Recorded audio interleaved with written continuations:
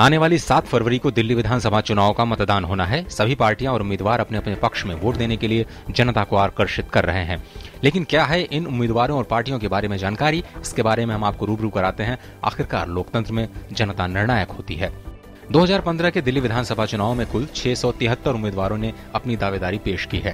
Association of democratic reforms यानी ADR के मुताबिक इन उम्मीदवारों पर नजर डालें तो कुल 114 उम्मीदवार ऐसे हैं जिन पर क्रिमिनल केस दर्ज है, यानी कि कुल 17%। वहीं 2013 के विधानसभा चुनाव में 796 उम्मीदवारों में से 130 उम्मीदवारों पर क्रिमिनल केस दर्ज हुआ था, यानी 16%।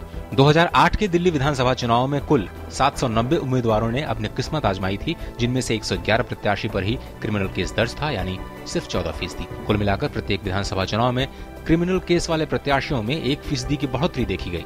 वहीं अगर पार्टियों के हिसाब से देखा जाए तो कुल प्रत्याशियों में से बीजेपी 27, आम आदमी पार्टी ने 23, कांग्रेस पार्टी ने 21 और बीएसपी ने 12 ऐसे नेताओं को उम्मीदवार बनाया है जिन पर क्रिमिनल केस दर्ज है। वहीं उम्मीदवारों के पास धनराशि की बात करें तो विधानसभा चुनाव में यह औसतन 3.32 करोड़ रुपए है।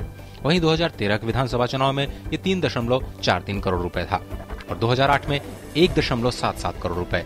विभिन्न पार्टियों के हिसाब से देखें तो कांग्रेस के 59, बीजेपी के 50, आम आदमी पार्टी के 44 और 27 निर्दलीय उम्मीदवार ऐसे हैं जो करोड़पति हैं। वहीं 673 उम्मीदवारों की शिक्षा की बात करें तो 26 उम्मीदवार ऐसे हैं जो अनपढ़ हैं, 36 5वीं पास हैं। कुल प्रत्याशियों में से 89 8वीं पास और 117 10वीं पास हैं, 126 12वीं पास, 113 ग्रेजुएट और केवल 90 ऐसे उम्मीदवार हैं जो पोस्ट ग्रेजुएट हैं।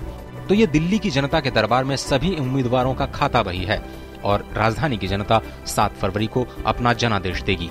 जनता के सामने इन तमाम प्रोफाइलों से अलग अपनी चुनौतियां हैं और जो पार्टी इन चुनौतियों को हल करने में सबसे फिट दिखेगी, जनता का जनादेश उसी के पक्ष में होगा।